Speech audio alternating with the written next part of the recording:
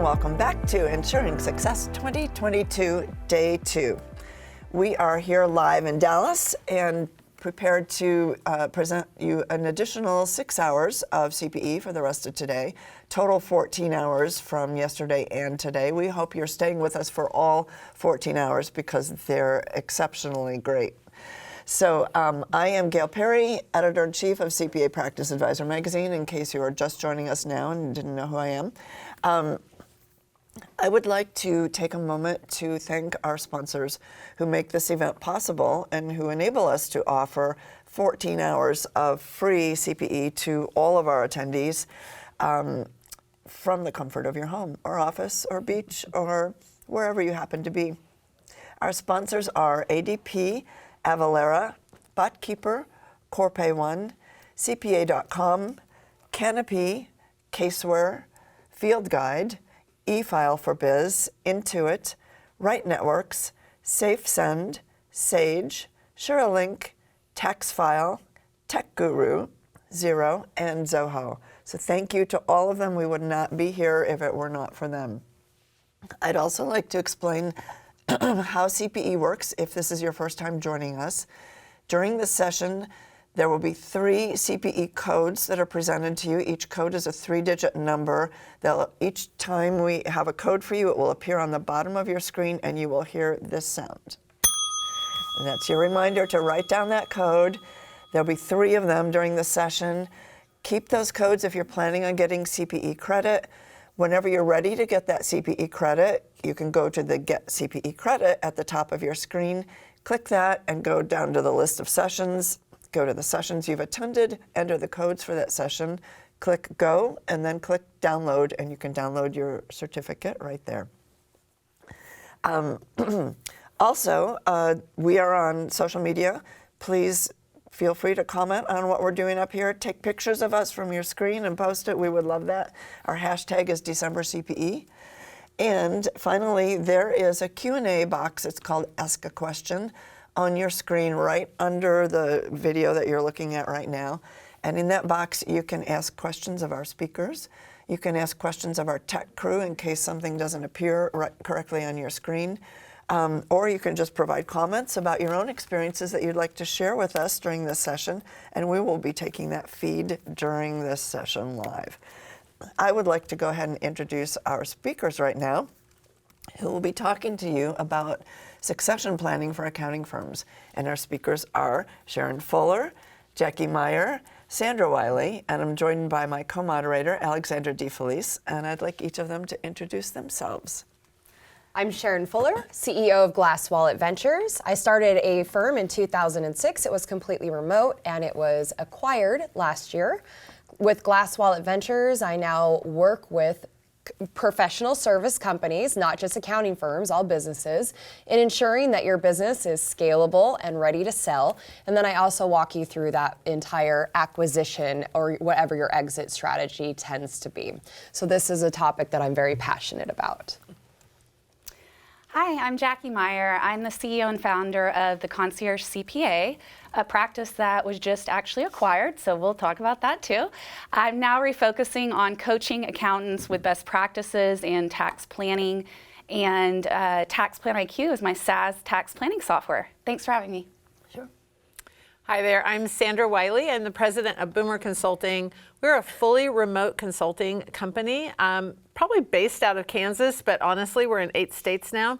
We have the joy of helping firms transform themselves from a practice that used to be to the practice that it should be today. And a part of that is succession. And so I am thrilled to talk to you today and help these ladies talk about succession. It's going to be amazing. I'm not that exciting, but I'm Alexandra DeFelice. I'm Director of Marketing and Business Development for Payne & Fears Law Firm in Southern California. I am Gail's co-moderator for all 14 sessions, designated bell ringer, answering questions from you all. All right, thanks everybody. So we are here to talk about succession planning. So just in general, to set the stage, what do we mean by succession planning? I'm just going to start with you because I like to take advantage of the person right next to me. I had a feeling that's why you put me here. I also thought it was to stop nudge. it, Sharrin. Yeah.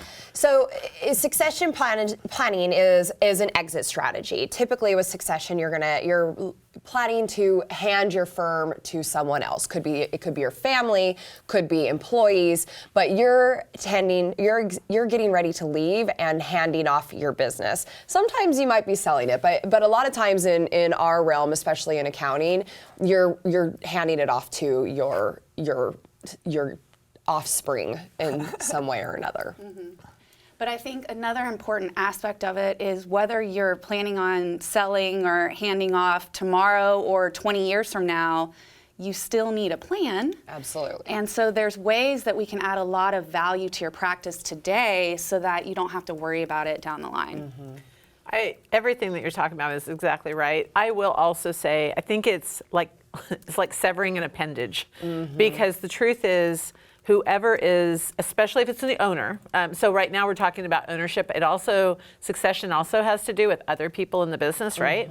But the thing that you have to remember is it's like their baby, right? And you're taking it away from them. And that is the reason they don't talk about it much, because it feels uncomfortable. So we got to figure out a way to make it feel a little bit more comfortable and the importance of it. So.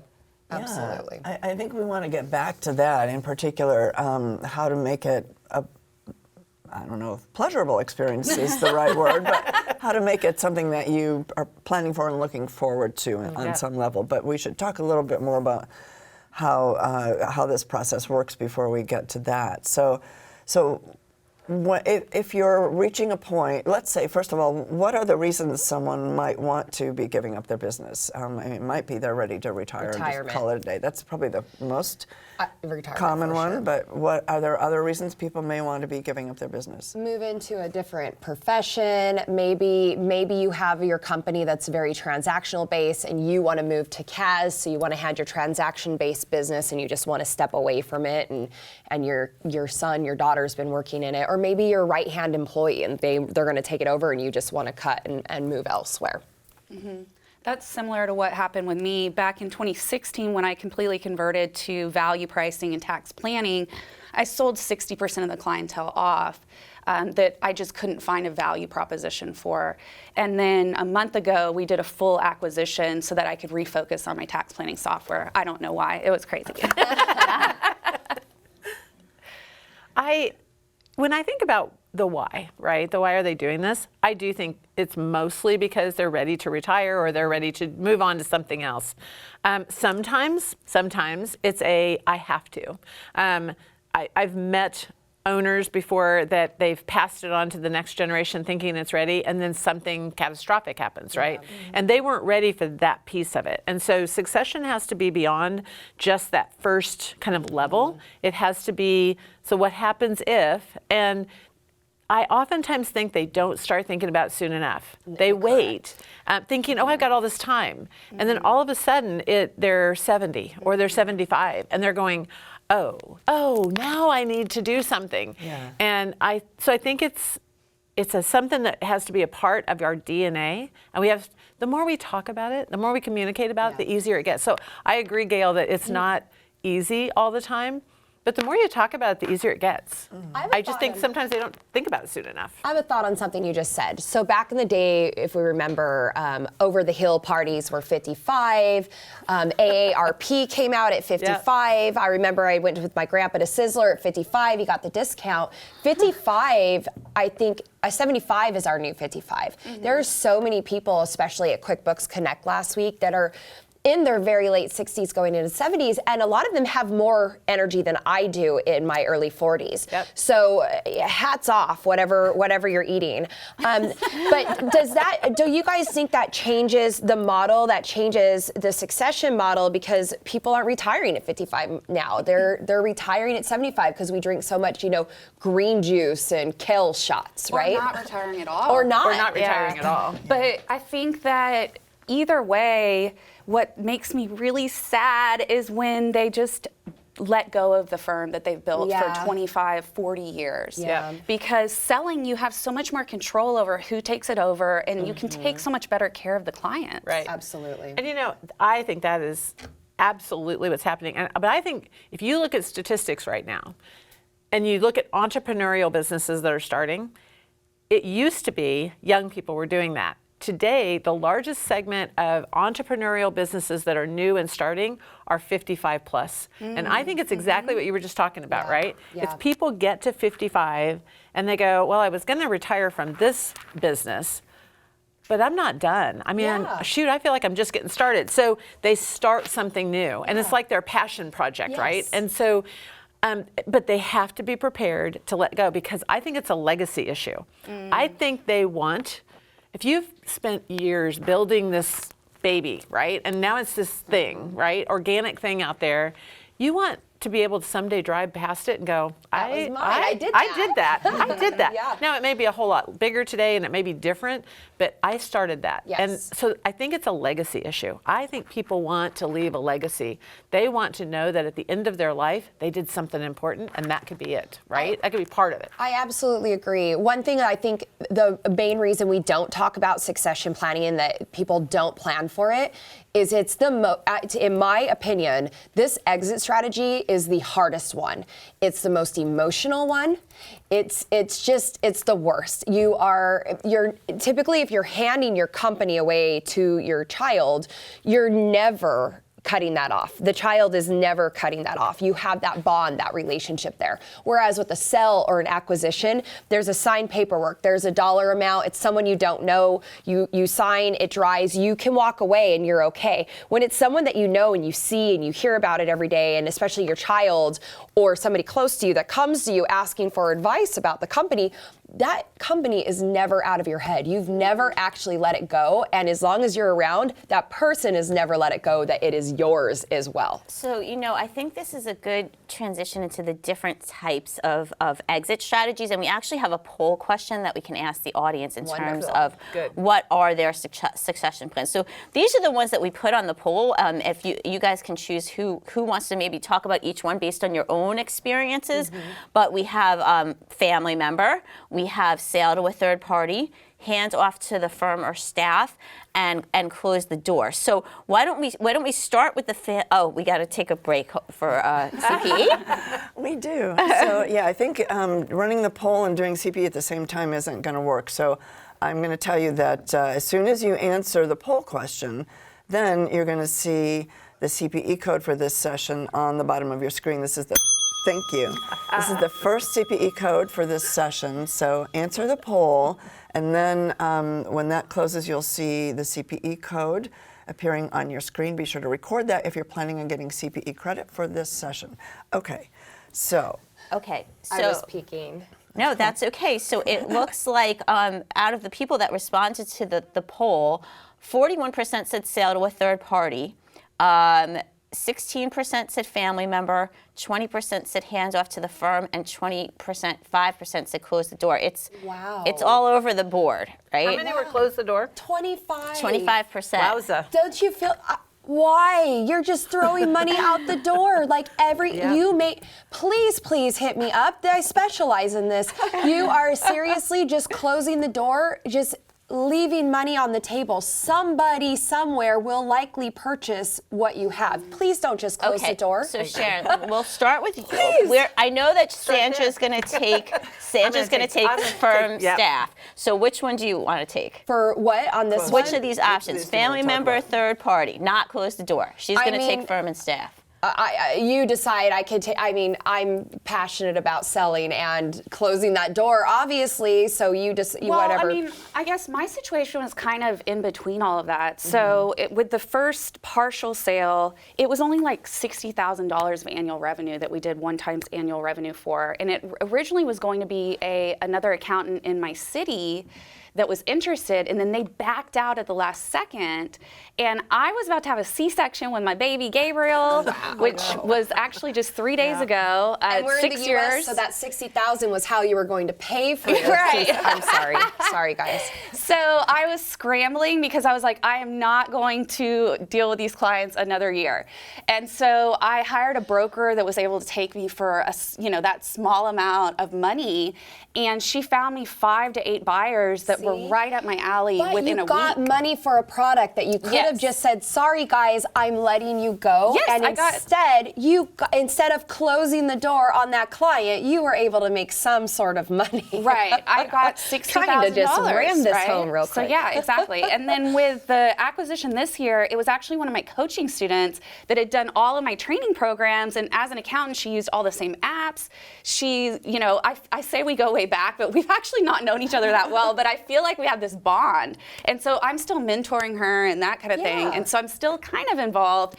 But it just worked out so well in that capacity. But I know a lot of accountants don't get the opportunity to work so closely like that. Yeah, my heart hurts hearing that, and anyhow, I'm gonna take a deep breath and let you go ahead and hit on it. Well, the only other thing I would say, and I'm not sure we've really hit on it yet, I think that is the client, protecting your clients and helping your clients. You've spent years helping and protecting them, and if you just walk away from your business, you are not helping and protecting them. Exactly. So You're letting them fend for themselves. Yeah, that's and when you go to purchase your company, or if you go to sell, even if you're selling off your clients, which sounds crazy, but it's what you're doing, you've kind of done a little bit of vetting. If somebody is coming in and paying money for those, they obviously want them. They're not going to pay you money for something they're going to treat like garbage and throw away.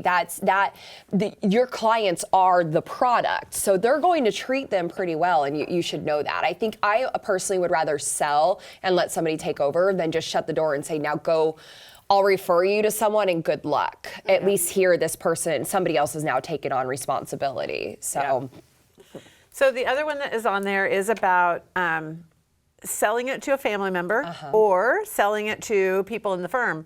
And I have experience with both. So in our company, Boomer Consulting, I don't know, it's probably 10, 15 years ago, probably 15 now, Gary Boomer looked around and said, I'm not going to be here forever. And right now, it's my business. So I want to make sure I leave a legacy.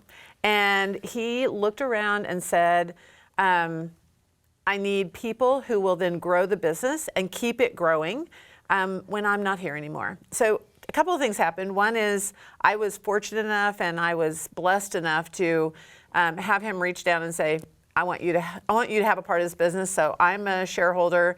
His son, Jim, at the same time came back to the business after working in the profession, but in another business, came back to Boomer Consulting.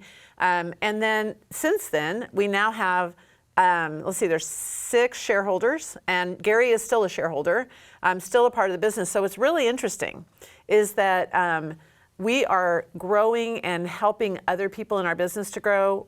A lot of leadership training, a lot of stretch projects that they do, a lot of people. Just yesterday, we had our team days, and we did none of the presentations there. Our team did all of the presentations, did all of the teaching and training. Oh, wow. So it was, we are developing a legacy business that will be here way beyond Gary or I or even Jim. So we're building a business that'll be there beyond. Now, we've also had some challenges because Gary's still in the business, right? And Jim is now the CEO. Now, I will tell you. And their name's on the door. And their name's on the door. And their name's on the door. And so, but I will tell you, I think Gary is doing something that many other legacy partners don't do. He's stepping back. He is there, but and if he's asked for his opinion or if he's asked, what do you think we should do? He will give us his counsel. But he is not pushing his ideas. He consistently says, you know what? You're going to have to figure that one out. Yeah. You're going to have to decide on that. Though. That's so rare. I have It is very rare. A few friends in the accounting industry, and their father passed down the firm to them, and they're struggling with that.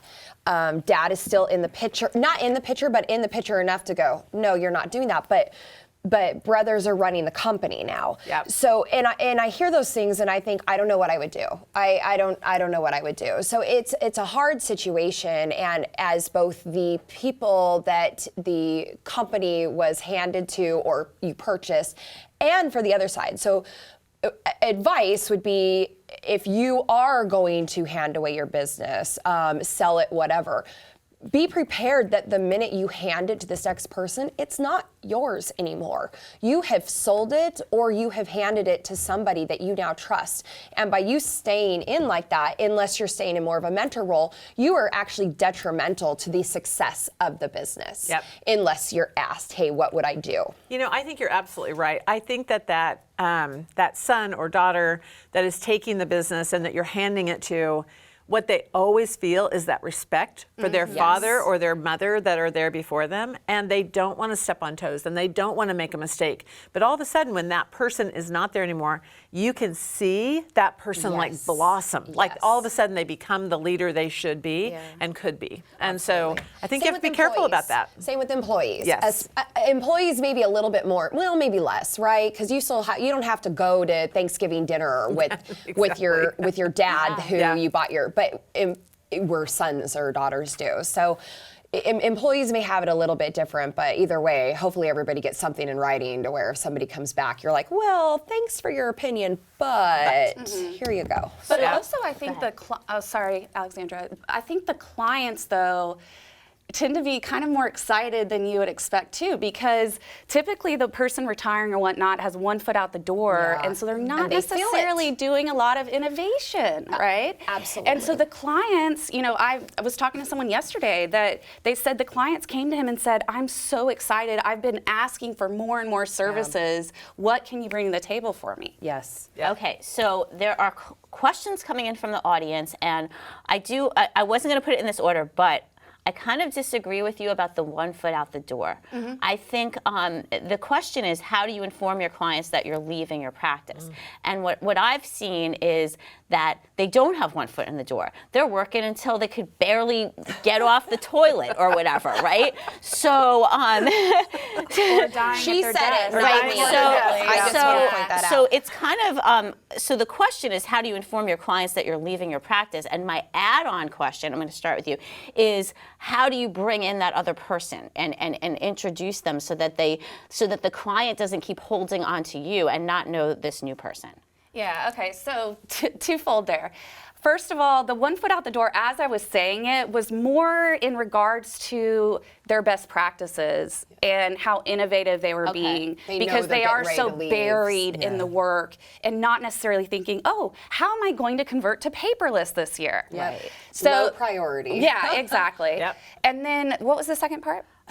Which is, how do you, so the two questions is, how do you tell your clients that you're leaving? Okay. And my kind of add-on to that is, then how do you introduce them to the person that's going to be taking over? Yeah, so I was lucky because I was 9 months pregnant, and so I had a really great excuse when I did my partial sale. Nobody fights a pregnant lady. Yeah, no one's upset at a big pregnant lady. No. So I recorded a joint video with the buyer and introduced him and talked a little bit, but you have to show a lot of respect for that buyer, and you need to talk them up, and you never want to undermine them. Ever. If someone has a complaint to you, you need to address it like privately with that person, figure out what's really going on, and have their back. It's a tough situation. When they're your clients and they've been around for quite a while, they're more than just clients, it's a relationship. Especially if you're in a CAS industry. So you're not just cutting off something transactional, you're cutting off a relationship and saying, hey, you've been great, love you, handing this to someone else. And so clients tend to get very, very nervous. Some may jump ship because typically those ones are the ones that were probably getting ready to go out anyway. And so I usually see a good, 10% at least, right?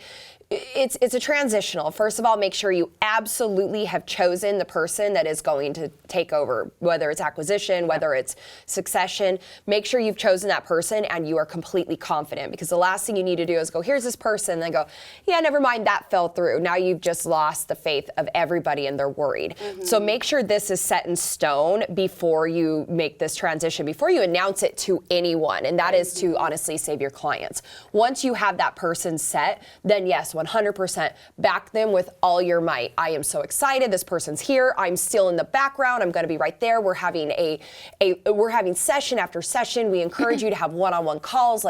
And that's the time to have maybe one-on-one calls. And keep in mind, you're exiting your business. So yes, you need to set up time for the clients that really want this. But have those conversations and keep it on. Especially if you're selling your company, if these clients don't come over, you don't get money. So you want these clients to come over. And if you care about your clients, you want them to come over to a person that you actually feel good about, not when you run into your client in the supermarket and they hit you with the cart because the new person you gave it to was terrible. Well, funny you say that if they don't go over, you don't get paid, because I thought I was in the sweet spot when I did the 60% client sale, because the buyer was like, oh, I don't need a retention clause. I'll just pay you 100%. No big deal, and that's that. Well, then 4 months later, he comes back and is like, I've lost 40% of the clients.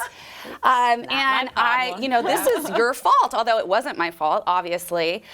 So I ended up going back and reducing it by 20% just to make him feel better so I could move on. You gave him a credit memo? Yeah. But the point being is that you need to get everything. I'm blaming that on your pregnancy get too. Everything in writing, even things that you think you're getting away with or whatever, because it has to be clear, exactly what's going to happen. Yeah. Worst case scenario. If it's not in writing, guarantee that they're going to stay. Sure. No. Right. But the one thing I tell everybody all the time, if it's not in writing, it's not happening. I don't care how many hugs, how many beers, how many whatever you have. If it is not in black and white and 100% clear that a judge, I know this is, I always tell people, be prepared, that a judge can read the line and identify exactly what it means, it's not going to happen. And if you go into whatever you're doing in your exit strategy with that terrible mindset, unfortunately, it's just where we're at. You're going to be protected on both ends. Right.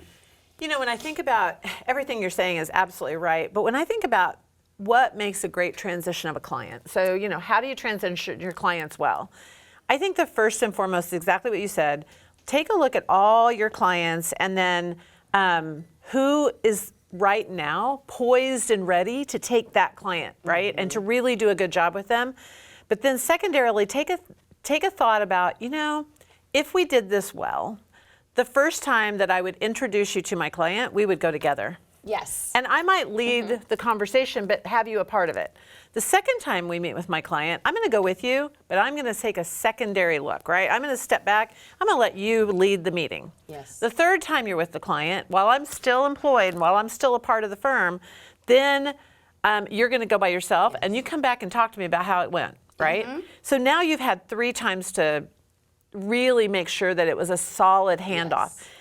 What I tell people, you're going to hear people say, you've got to let them know 5 years in advance, or you've got to let them know 3 years in advance, or whatever it is. What I would tell you is, your clients No know? way. yes. So Yeah. I got say to like tell you, 3 hours. no, I don't think that either. I think it's got to be. But what I say to them is, okay, now think about that model I just told you. How many times do you see your clients during the year? And if they say, well, you know, I see them every month, okay, then that's a shorter handoff, because now you've got a shorter handoff. If they say, oh, you know, quarterly, okay, that's a year, right? You better hand them off. You better talk about it a year ahead of time. You don't tell them you're leaving. I mean, you don't say, You just by the way, I'm bring the leaving person tomorrow. in. You say, by the end of this year, I'm going to start cutting back, and this is the person I want to take, but I'm going to be with you. I'm going to hold your hand through the whole year, right?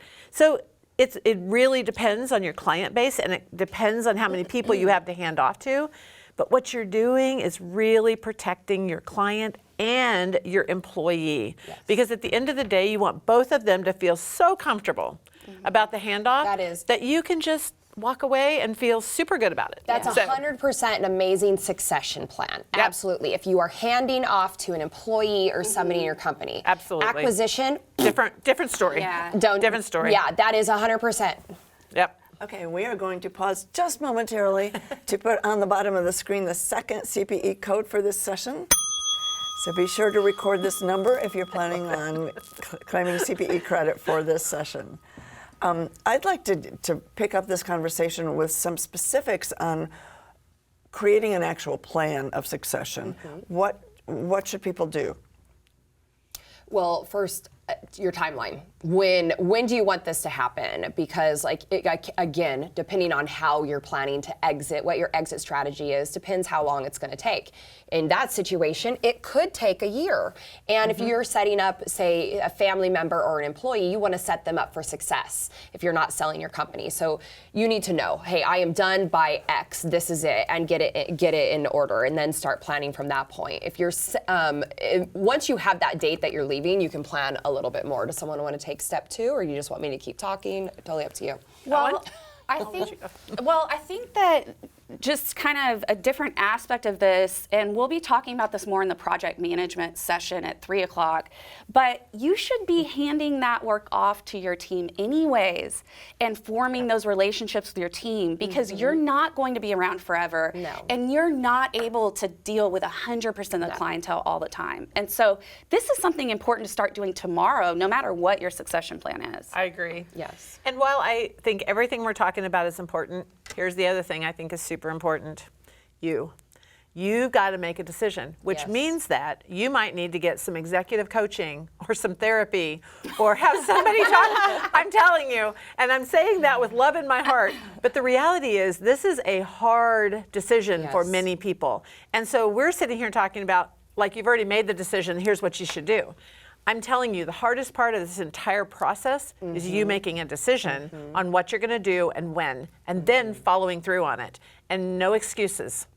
If you make the date, if you say this is the date I'm going to be out, then make the plan fit that date. Yes. That's the other thing I would say. Absolutely. It's such I say this a lot. This is business. Business is what's on the dotted line. We're accountants, 1 + 1 = 2. This is an emotional transaction. Absolutely. And you need to be prepared for the emotions that you're going to feel and what you're going to go through. During my acquisition, I had therapy like twice a week, and I couldn't believe it, but I had to go through therapy because you're watching just everything you do go to somebody else, and how do I let go? So it absolutely is. It's emotional. It could break you. It is really tough. But yeah, I guess in regards to the timeline of kind of steps to do, I would say engage a broker. Right now. That was a question from the audience. Yeah, actually. engage a broker, because you can change your mind. The broker Yes. can bring you anyone that they want to bring you, and you can say, no, I don't like any of these people. And so it just gives you leverage to make that decision when you want. It's your business. You don't have to sell to somebody that you don't like, which is why I say if you're selling and you're brokering it out, I don't line up and tell anybody until until the LOI is done, until you've pretty much got through due diligence, and then I start lining things up. Otherwise, if you do it beforehand and that falls through, your clients are upset. Your team's probably leaving. They don't know what happens, so you have to be very careful when it comes to acquisition or actually selling to an outside party. Yeah, I think that broker piece is so important. Having a professional that's there for you is so important. And we talked as we were preparing for this about, having a lawyer that you trust, having a trusted advisor and not just a broker. Sometimes it's other people, right? Just Guess saying. what I do? Gail, did you want to add something? Yeah, I do. Are there things that here's this typical accounting firm, and the partner in charge, the owner is ready to exit the firm. Are there things that person or the firm as a whole should start doing to sort of organize how they look to the outside? Are there things they should do to add value to the firm? Are there things they should do to clean up messes? How should they make the firm better? Should they stage their firm, right? Yes. Yeah, it depends how much they want to get out of it. Yeah. Do they want to get pennies on the dollar, or do they want to get 1.5? Yes. Right. Just Annual like selling revenue. a house. Absolutely. What do you do? There's a lot of things that can add a lot of value. Absolutely. It's something that I work on, scalable to sellable, really kind of going through this checklist of what are your goals? What is your product? What product do you have? What do those agreements look like? Let me tell you what the value is of the product alone. What's your IP? What's your brand? That's worth something too. Maybe you have a process and a procedure. All of these things are product, and they're all for sale. The things that aren't for sale that some people need to remember is your team and your employees. So if you have a product that is based on the actual service of another human being and the relationship of another human being, that's a very hard thing to sell, and you're probably not going to get paid up front for it. You're going to get paid in arrears, assuming the employee comes over and the client stays on. Your employees are not for sale. I don't care what type of agreement or contract you have with them, they do not have any, they're not required to stay on with you. The best thing that happens is when, if you're selling your business and someone else comes in, they offer your employee a bonus. Hey, I'm going to give you 25 grand if you signed a 1-year agreement with me, and if you leave before 1 year, you pay me the 25 grand back. But they still can leave, and in return, usually when a very close relationship company with employees and clients, when the employee leaves, you lose a large portion of your client. Go ahead. Oh, I'm sorry. I was just going to say, I agree with that and I disagree with that. Okay. All right? So I agree. Love that. I agree. Have at me. I agree that, they can leave. But I would say that the firms that I know of that are looking for an acquisition and they're looking for a firm to buy, they're looking at talent first. I mean, they look at, do you have talent that we could bring over? Because talent is the number one problem in our profession today, right? So they're going to at least look at that. So that's an asset. Well, I get that, but I agree. But what I'm saying is, if you could, like my firm, I had amazing talent, amazing. But 4 of mine decided they were not coming over. And there was no bonus, no anything. And when they left, clients that loved them said, I don't want to go either. Absolutely. So then my acquisition becomes less valuable because now this talent's not coming over, and these clients are not coming over because my contracts were not set up to be acquired, so they had to sign. So they're like, no, if they're not going, I'm not going. So Sharrin, I had planned to ask you some questions about employees, because while you're waiting this long to tell the clients, right? So when do you tell the employees, and what options are you giving them? In this situation, in an acquisition or a sell, a third-party sell, you better, the first thing you do is, we're talking about protecting your clients, but you're also protecting your team, because to me, it goes team and then clients, because without the team, you don't have the clients. So I line it up. I know this person very well. What are we offering them? Let's get this lined up. Let's get that new agreement set up. And then we have a one-on-one. I usually don't get them involved until I know for sure this is going through, because sometimes things you get all the way through the due diligence and it stops, and that's scary for employees. Who's my new boss going to be? So honestly, I hold that out to as long as I possibly can, and then make sure when we meet, we give them the amazing offer. Here's what it's going to be, and then there's a little bit of back and forth. I think I like to say a couple of weeks. I know that sounds terrible, but it allows you to have enough time. Are they coming over? Do they want to stay? And then also a little bit of negotiation. You do before that.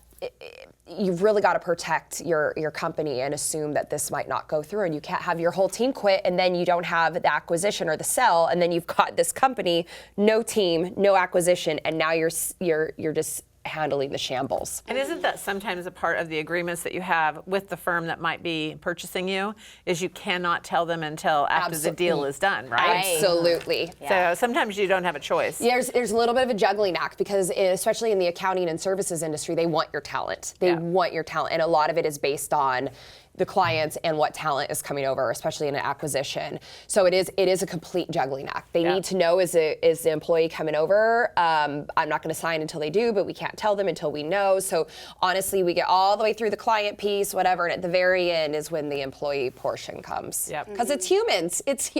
We are all human. Your team is human. As much as we are juggling with them and deciding where they're going to go, they're still human. So Jackie, I wanted to ask you this question. There's a lot of questions coming in about valuing your firm, and I know when we were preparing for this session, you talked about it used to be 2.5 times revenue, then 1.5 times revenue, then you just said you got 1 times revenue, right? So that could be a whole session on valuing your firm, right? But there's particular questions that if you're selling to a third party, would it be best to get a percentage of revenue over a period of time? It would be best to get a percentage of revenue upfront. Upfront. The more upfront you can get, the more of the money, the better, because as time goes, Yes. there's going to be problems. Yes. There's going to be retention issues. Yes. I also have to say before I forget, make sure that your engagement letters, as you're updating them this year, state that you can Yes. get your clients acquired. That is one of the number one things I have is let's look at your agreement. Is there Yeah. a term? If you have month-to-month agreements, you're going to get very small amount up front and everything's going to be after the fact, maybe after quarterly, after a year. And like you said, some of these clients, if the employees don't go over the client, maybe they don't like the process of the company, they're going to fall off. So a good thing that was told to me when I was going through my acquisition and something I never thought of is plan on whatever upfront money you get, that's all you ever get. Yep. Assume that whatever they say, this is what I'm going to give you, that's it, and decide, is that worth it to you? Be okay with that. If it is, great. But the best thing to do is get yourself positioned where you actually have a product where you get all that money up front instead of having to hang on for another year. For sure. There's a lot of other questions coming in, so Well, I guess we Wow. can kind of spitball, like, what are the things that bring the most value to a firm? Your So contracts. the staffing, the contracts with the clients, the Brand niche. marketing and IP. the Yeah. niche. The niche. Yep. Brand The marketing. niche is good, but you got to have something, right? Hey, here's my niche. Is there a brand to it? Is there something tied Right. to it that Right. makes you special? Have you named it? Is it making special? Yeah. Yes. The first thing they do is they look at your presence, where you are online, what do you look like, where are you at? Okay, this looks great. They have a good presence. Now let's see how much of that do they own. Do you have trademarks? Do you have copyrights? Those are worth tons if it's something great. And then they're going to look at your contracts with your clients. Is it a term and is it acquirable? Those two things are huge, and you're going to get a bigger payout. And then they go to your talent. What does your talent look like? How long have they been here? Things like that. Yep. Go ahead, keep adding on. I was just going to say location is another one, right? Are you a place where they want to be? Yes. That's huge. Remote's even better. Remote's even better. Well, Yep. yeah, I mean, anything that can take it remote is better, no matter if the acquirer is next door or in a different state. Yes. So, I mean, that's where the paperless process, fortunately, a lot of people were forced to go Yes. virtual and paperless during the pandemic. Absolutely. And so that's not as big of a deal, but I see that becoming a deal breaker for some of these older firms that are retiring that just never switched over. Yeah. I've heard in general that if it's not a technology fit, that can be a really difficult thing. Yep. If you're Yeah. merging with Yep. another firm. You know, a lot of firms now that are acquiring, they'll come in and do the whole rip and replace, right? They're going to come in, they're going to take all your technology out, and they're going to put all theirs in.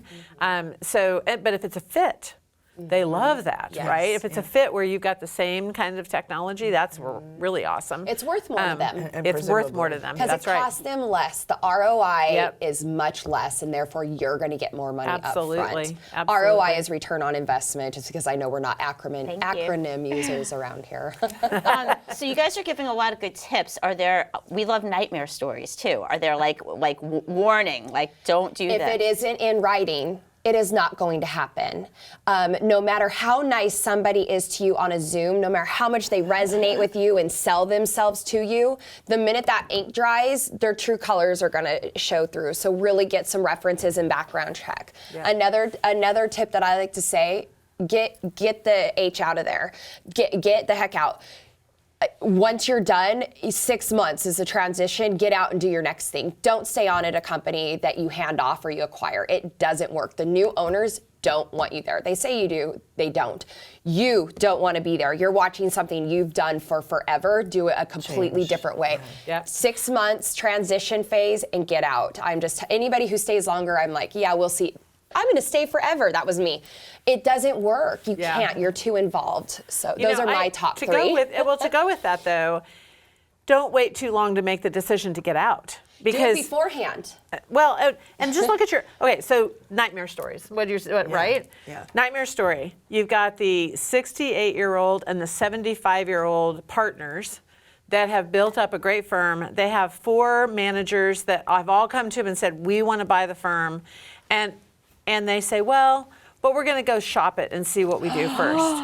Oh. They're Dude. just going to go start their own and take your clients with you. Absolutely, absolutely. That's a nightmare story because one of two things is going to happen. Oh, man. One of them is going to have a serious health problem, and then they're not going to get the money out of the business that they thought they were going to. Or those 4 young people who said, we want to buy your firm, they are going to go we're out. We'll Why just would wait. you shop it? You've got your buyers right there that know the firm, don't need to change anything, and aren't going to lose any clientele. Or they're just going to wait you out and wait for you to keel over. Yeah. And or then- go start or their go- own thing, and the clients are going That's to right. follow them. So that's a nightmare story too, and you've waited too long at that Absolutely. point. So don't wait too long. Make know, sure that have sure that you have a plan before you hit those ages, because that's a nightmare right there. Another thing is when you go through this in any stage, get somebody who is not your lawyer. Is going to watch your contracts. They're going to watch the bottom line. They're going to watch the legalities. Get an advisor, get a mentor, get somebody who specializes in it to walk you through it, to keep you on track, to keep your goals set, to help you stay focused, because your head is going to be so in the clouds and mush with the details of what's going on and the emotional aspect of you're letting it go, and somebody's already telling me they're going to do something different, and I don't like that. Get somebody that can be there and keep you grounded and level, and it's going to get you through much faster, probably cheaper than therapy, to be honest, and especially if you're selling. The acquisition and the due diligence and dealing with people coming at you left and right and tearing everything apart to get a better deal is a rough situation. Absolutely. All right, let's do. We got to do timeout. Sorry, guys. People want to hear the bell. Yeah, exactly. Yes, that is true. All right, we are ready for the bell. We're going to post our third CPE code on the screen. So if you're planning on collecting CPE for this session, be sure to record this code.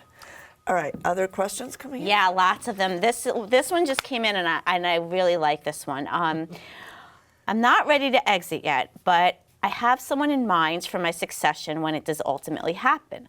I would just like to bounce some thoughts off of someone and get some ideas of how to perhaps start to think about it and structure. Who or what sort of professional may be able to help me with this? Probably Sharrin. Hit me up. Yeah, I mean, Sharrin's specializing in this now. But what do you look for? also- What type of person? Like, what is your title? Or What is my title? Like, what do you go? I'm looking for X type of professional. Me, like that I work a with? type of person like you. What would they be searching for? Wow, it's a super niche, right? It's a very, very niche. What I do is extremely niche and not exactly somebody out there. Somebody who has a lot of expertise in acquisition, succession, exit strategy advisor, exit strategy coach. I'm still trying to decide what I'm going to attach to my name. I'm going to think over it through the new year, but somebody who specializes in exit strategy for sure.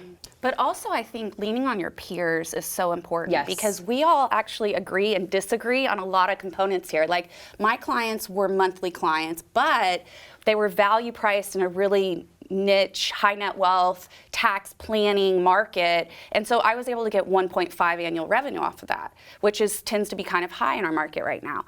And so there's so many factors involved that you really just want to get other people's opinions on what happened to them. Yes. What are you hearing? Because you'll easily undervalue yourself. Yes. I like to prepare people for the worst. Honestly, I like to say, look, we all love the best. Here you go. Are you okay with this? We're aiming for this. This is what we want. This is what I want for you. This is what you want for you. But is this okay? Because depending who you're dealing with, this is maybe what you get. And some people are, this is wonderful, I would love this, but yeah, I'll leave here. But I like to know what people's bottom lines are. Some people come in with very unreal expectations. I'm gonna sell my business that's worth $10 million. I'm like, you'll get 2 on a good day. And they need to understand why and how you get to that process. And maybe in a few years it will be 10 million with a few steps, but right now you're maybe at 2, right? So there's so many, it's movable factors, and it also depends on who is purchasing it, who you're handing it to. Jackie, you could have had a completely different buyer, and they would have been like, I will give you 0.75 because they're month to month. But she found somebody who's like, I can transition in, and I'm going to take over this exact client relationship, and I'm very confident I'm going to keep these, right? And they felt good about that. So there's just so much at play here, to be honest. So Sandra, if you're going to do it internally, right? Yep. Can you like approach somebody to say I'm thinking about it without it ruining things if you change your mind? Absolutely. Internally, I'm saying, like, ask someone else that you're thinking about selling it to. Like, I kind of want to transition it to. Absolutely. What would you think? You do have to keep it very quiet. I mean, if you are going to look at potential, like, I just want to know my options. I mean, I think I want to keep it internally, but maybe I want to go external. So you just have to keep it super quiet for a while, find a trusted advisor to talk to. I will also say, I think there are some really good people out there right now that are in the M&A business, and they are very versed at the compensation side of it, the valuation, the how to stage your company to make it even look better. And what we thought was going to happen during COVID was mergers and acquisitions in particular were going to decrease. No way. Did not happen. No. They increased, and there was more of them than ever. And so those folks are even more versed in that today. Get professional help. Do not try to do this on your own. No. Don't go talk to your brother or your sister or your dad. Or your spouse. Go and get professional help. A lawyer, an advisor, I agree. Somebody in the M&A space or the exit strategy planning space, that's who you need. This is the time to go out and find the right person. Absolutely. I have a follow-up question that just came in. Do we have time for one more, Yeah, Gail? one more. I'm the employee who the owner wants to take over the business. What steps can I take to make sure it's worth taking over?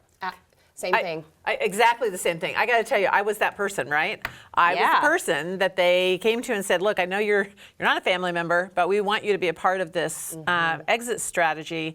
Yeah, you go get your own lawyer and you say, here's what we're thinking about doing.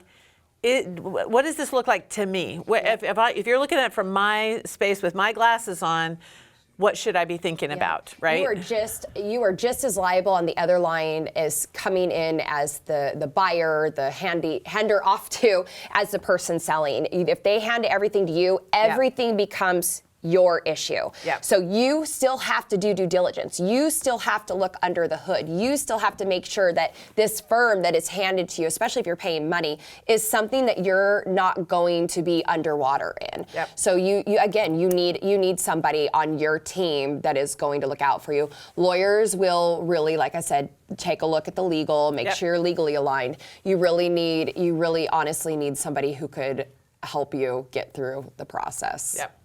I think also, though, for the employee's perspective, setting clear boundaries on where they want to take the firm is so important, because I see, same thing Sharrin was saying earlier, I see these sons and daughters taking over these companies and feeling like they can't make changes, very basic changes. Yes. Yep. And so it takes them 5-10 years to do something that a normal acquisition would take 1 month. Yes. Yep. And so you need to have that vision planned, like, here's what I'm going to change. Are you okay with this, Yes. seller, or dad, or whatever? Yep. Yeah. All right. Thanks for an amazing conversation. This was a great session. Thank you all so much. And thank you all so much for tuning in today. We will be back at the top of the hour with our next session, which is, I believe, let me confirm that I know where I'm going here. I think it's sales tax audits, right? It Yeah, is. surviving a sales tax audit. So you won't want to miss that as well. We will see you at the top of the hour. Thank you, everybody.